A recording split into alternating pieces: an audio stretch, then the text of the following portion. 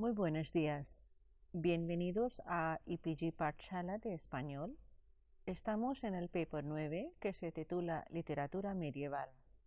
Me llamo Dra. Alka Jaspal e imparto clases de literatura española medieval en la Universidad Nehru de Nueva Delhi. En este módulo hablaremos de los tópicos del descubrimiento. La llegada de Colón a la India, tierras que más tarde se conocerán como las Nuevas Tierras, abrió un capítulo insólito en la historia de la humanidad, una época en la que sobresale la transposición de concepciones e ideas preconcebidas de tópicos sobre la India. El primer tópico muy conocido es el llamado el buen salvaje. Los orígenes del mito del buen salvaje se sitúan en la España del siglo XV, desde el famoso texto de Cristóbal Colón, en que dice haber llegado al paraíso terrenal. La imaginación se desbordó para atribuir todo tipo de bondades ingenuas a los indígenas, por ejemplo, los naturales, que son los naturales como se les llamaba en los documentos españoles de la época. A ello también contribuyó en gran medida Bartolomé de las Casas, con su obra Brevísima relación de la destrucción de las Indias, describiendo los nativos como seres humanos en estado de naturaleza, virtuosos, amables, ingenuos y confiados, perfecto contrapunto de sus conquistadores.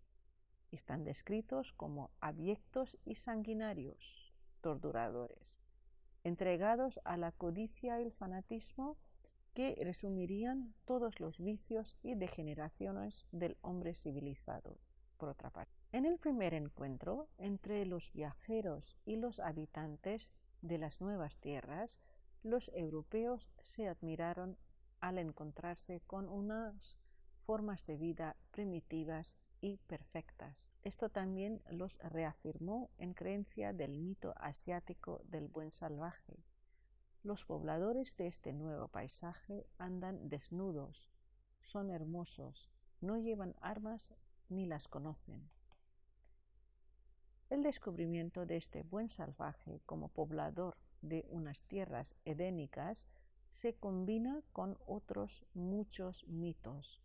No aparecen por ningún lado los animales orientales como los elefantes, los rinocerontes o los tigres, pero lo que sí encuentran son los papagayos, por ejemplo las cacatúas o el tucán.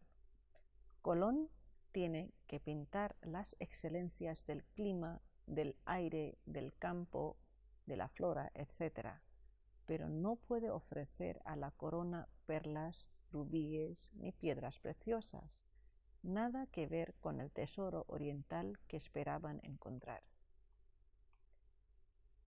El segundo tópico es el oro y las especias. El sueño del mito índico insistía en la riqueza mineral de las tierras y del oro, plasmados por Marco Polo en sus relatos, en el Millone. El tema del oro vuelve a ser un tema obsesivo para Colón. Influido por sus lecturas, Colón trató de buscar las preciadas especias de Oriente, casi en la misma medida que buscó el oro. En el siglo XIII y el final de la Edad Media, las especias habían vuelto a ser, como en los 7 primeros siglos de la era cristiana, la más importante de las mercaderías traídas del Oriente. Ya por su importancia y carácter indispensable para ayudar a digerir las carnes poco cocidas que se consumían entonces tanto, ya por su misma rareza, su alto precio y gusto insólito y sorprendente. 3 atributos que hacían de las especias un típico artículo de lujo. Finalmente, la difusión de la medicina árabe contribuyó al prestigio farmacéutico de las drogas de Oriente. Pero, como ocurrirá con el oro, las especias se esfuman ante los ojos de Colón cuando trata de conseguirlas. Como un ejemplo suficientemente significativo, vamos a leer un fragmento del Diario de Colón, que sigue así: el 4 de noviembre vino a él Martín Alonso Pingón con 2 pedazos de canela y dijo que un portugués que tenía en su navío había visto a un indio que traía 2 manojes de ella grande, pero que no se la osó rescatar o permutar por la pena que el almirante tenía puesta que nadie rescatase. Decía más que aquel indio traía unas cosas benejas como nueces. El contramaestre de la Pinta dijo que había hallado árboles de canela. Fue el almirante luego allá y halló que no eran. Es la entrada en el Diario de Colón de 4 de noviembre de 1492. El afán por alcanzar las islas de las especias no abandonará a los expedicionarios durante mucho tiempo, hasta que finalmente Magallanes, en el año 1520, encuentre la ruta, pero tan larga y arriesgada que desde el punto de vista comercial el triunfo será en realidad un fracaso. El dorado. En la primera época de la conquista americana, los motivos principales que atraían a las expediciones hacia el interior consistían en la búsqueda de pasos hacia lo que llamaban el Mar del Sur o el Pacífico, y el comercio de especias con el Oriente, la esperanza de encontrar imperios escondidos con grandes riquezas y el deseo de descubrir minas o tierras fértiles que favorecerán el asentamiento. El mito del dorado era uno de los estímulos más importantes para los conquistadores españoles, alemanes e ingleses al adentrarse en el continente. Se trata de encontrar fabulosas riquezas en el interior de Sudamérica.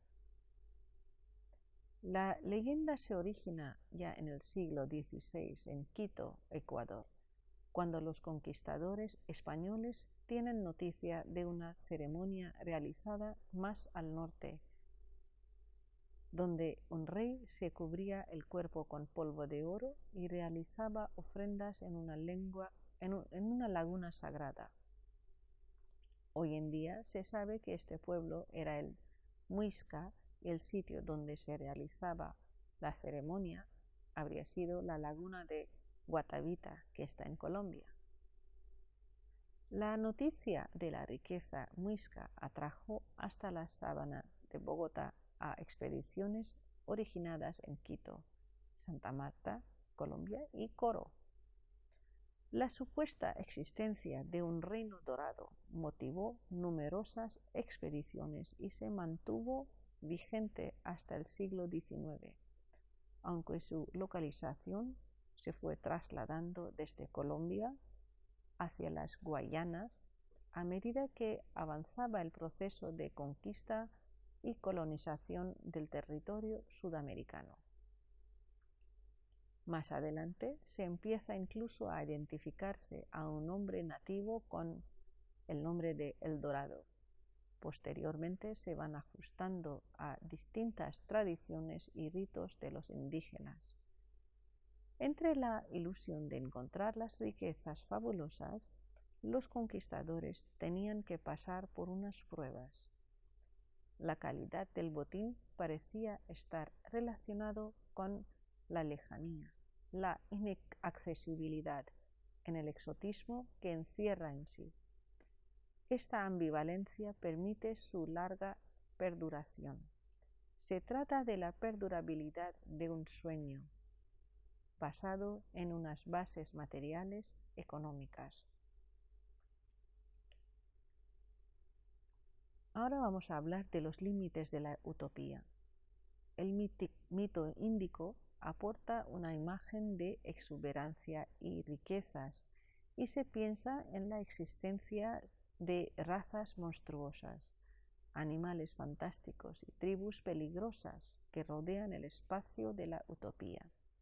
Los cinocéfalos, hombres con cabeza de perro, serían el último eslabón del mito como guardianes del acceso al reino de lo prohibido.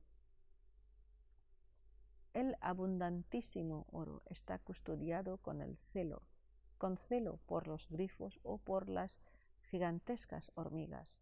Junto al reino cristiano perfecto, presidido por el preste Juan, existen ejemplos de barbarie e incivilización.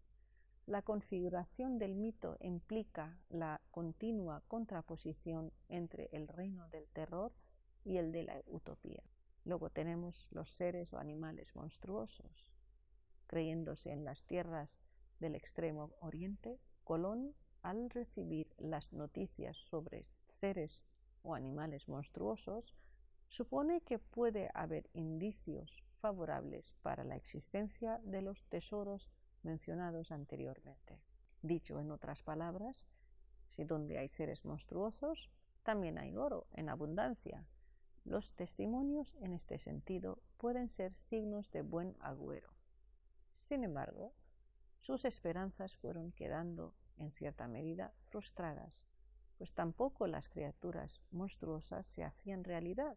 Como indica Kepler, tampoco hay que olvidar que el encuentro con los monstruos es una piedra de toque de la autenticidad de una experiencia viajera. Quien no los ha visto, no ha viajado. Esta regla tiene algunas excepciones. La presencia de los monstruos no es absolutamente indispensable. Muy a menudo basta con encontrarse con un testigo digno de fe que anuncie la existencia cierta de tal o cual monstruo, teniendo en cuenta que él mismo lo ha visto con sus propios ojos. Estas informaciones no van a ser difíciles de recabar para quien tanta habilidad demuestra a la hora de entender a los indígenas lo que quiere oír. Los monstruos soñados e híbridos son los más frecuentes. La distinción no es tan clara en las noticias que Colón cree entender a los indios, pues los que en un caso parecen raza independiente, en otro se combinan acumulando en sí todos los rasgos terroríficos, pero en general coinciden con los seres fantásticos más conocidos en Europa desde la antigüedad clásica. Así, Marco Polo nos habla del reino de Lambri, donde existen muchos hombres que tienen cola como los perros de un palmo de longitud. Y estos hombres con rabo no habitan en las ciudades, sino en los montes. Poco más adelante describe la isla de Andamán, entre cuyos pobladores hay unos que tienen cabeza de perro y ojos parecidos a los caninos.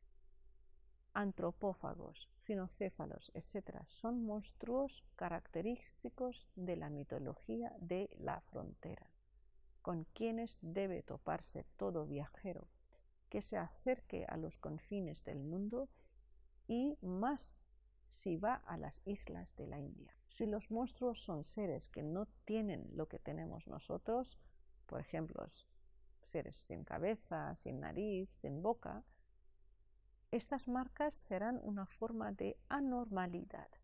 Los cinocéfalos representan a las razas del este.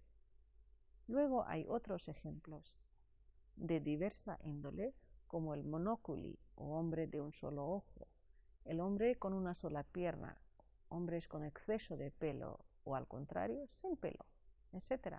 Otro tema que aparece en los diarios colombinos en el transcurso del primer viaje es el de las guerreras amazonas, un mito muy popular de los relatos de lugares recónditos.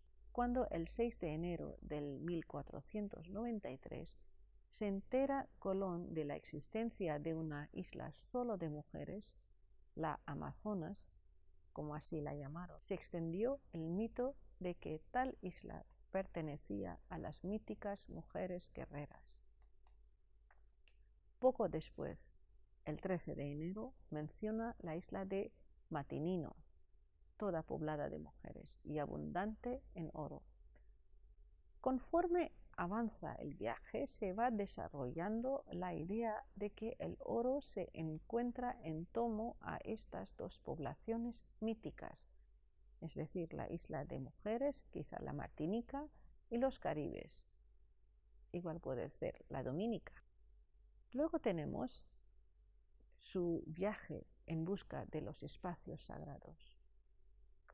El mito asiático, rastreable a lo largo del primer viaje, pasa a alternar con otros objetivos no contradictorios, pero sí más ambiciosos: la búsqueda de las minas del rey Salomón y la localización del paraíso. Hablaba la Biblia de las famosas islas de Tarsis y Ofir, que se asociaban con abundancia de oro y maderas nobles. Desde Ofir salía oro, maderas nobles y piedras preciosas, y llegaban a Tarsis, donde cada 3 años llegaba una flota llena de oro, plata, marfil, simios y pavos. Con estas riquezas construyó Salomón el templo de Jerusalén. Y Colón, en su viaje, tiene como uno de sus objetivos buscarlas. Ya en la relación de su tercer viaje, en el año 1498, aparece esta referencia y propone las islas de las Antillas como posible ubicación de las islas legendarias, las cuales, claro está, no lo eran. Su idea es rechazada, pero la búsqueda de estas islas persistió en la imaginación de descubridores y navegantes posteriores. Tarsis y Ofir se asocian al país de oro y de las maderas preciosas, y Colón tampoco se queda ajeno a ellos, juzgando por las abundantes referencias que se encuentran de ellos a partir del año 1498. Más adelante se procede a identificar a las islas nuevas con los míticos espacios bíblicos. Con cada viaje se aumenta el afán de descubrirlas. La idea de un paraíso terrenal es una necesidad mental, ya que la creencia de un paraje de felicidad donde todas las aspiraciones humanas no fueran un sueño irrealizable, sino una verdad, implica un consuelo enorme para el hombre medieval. Todas las culturas del mundo comparten este mito a través de varias interpretaciones, pero es la religión cristiana la que creó el mito del paraíso original, un lugar lleno de gozos y felicidad, donde los primeros humanos fueron creados por Dios y donde éstos no tenían que trabajar ni sufrían ningún tipo de dolor. El punto de partida de este mito para los hombres de la Edad Media corresponde a la Biblia, al Génesis, libro 2, que sigue así. Luego plantó Yahvé Dios jardín en Edén, al oriente, donde colocó al hombre que había formado. Yahvé Dios hizo brotar del suelo toda clase de árboles, deleitosos a la vista y buenos para comer. En medio del jardín el árbol de la vida y el árbol de la ciencia del bien y del mal. De Edén salía un río que regaba el jardín, y desde allí se repartía en 4 brazos. El uno se llamaba Pisón, es el que rodea todo el país de Havilá, donde hay oro. El oro de aquel país es fino, allí se encuentra el bedelio y el ónice. El segundo río se llama Gijón, que es el que rodea el país de Cus.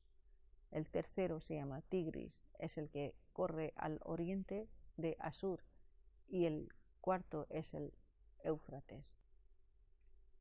El texto bíblico no localiza el paraíso, pero en los mapas medievales, pese a que en realidad no había total unanimidad respecto a su situación, se lo ubica en la parte más oriental por varias razones. Allí estaba el origen de la luz y de las tierras de los aromas. De modo más o menos consciente, el reino cristiano perfecto del Preste Juan de las Indias se vincula también a las peculiaridades del país, tan próximo a ciertos lugares sagrados. Cada día el Preste Juan recibe unas peras que crecen entre el Tigris y el Éufrates, que cuando se parten muestran la imagen del crucifijo. Esta, a su vez, asociado al mundo acuático por el nacimiento de 4 ríos, los cuales se pensaba, según una idea común hasta el Renacimiento, que luego corrían por canales subterráneos hasta reaparecer en Mesopotamia, Tigris y Éufrates, en India, Fisón o el Ganges, y en Etiopía, Gihón o el Nilo. A la fuente de Edén o a los 4 ríos que emanan de ella se le atribuyen extrañas virtudes relacionadas en la última instancia con la inmortalidad. En una versión latina de la citada Carta del Preste Juan se describe una montaña cercana al paraíso en la que emana una fuente odorífera cuyas aguas devuelven a quien se baña en ellas la juventud y el vigor de los 32 años.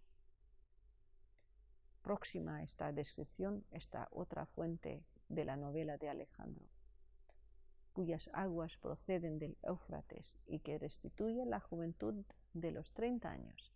Finalmente, del texto bíblico parten otras asociaciones que se convertirían en otros tantos indicios para localizar el paraíso en la tierra. La vegetación exuberante, odorífica y las riquezas relacionadas con las tierras regadas por el río Pisón. El desconocido interior se convierte así en un oasis, en cuya descripción resultan la utopía eterna de la tierra de Jauja. El paraíso, así, es uno de los grandes motivos de la literatura medieval de viajes. En la literatura española será el libro de conocimientos de todos los reinos el que recoja el tema de forma más amplia. Lo sitúa en las frías tierras del polo antártico o en las tierras próximas al reino de Preste Juan. Aparece la idea de la altura, la barrera acuática, la inmortalidad. Si la localización más acorde con la tradición sitúa el paraíso en los confines de Asia, no será extraño que su hallazgo forme también parte de los objetivos de Colón, como después de los de Amerigo Vespucci. Pero Colón no se había contentado con hacer una descripción de la naturaleza paradisíaca, sino que tenía la firme convicción de estar navegando por aguas próximas al paraíso. Por último, tenemos el tópico de la fuente de la eterna juventud. Desde los tiempos más antiguos, la historia de una bebida, alimento u objeto que mantuviese en eterna juventud ha sido un sueño de la humanidad. Desde el nácar de los dioses hasta la hierba de la inmortalidad que buscaban los sabios, o aguas o plantas han estado asociados a estas propiedades.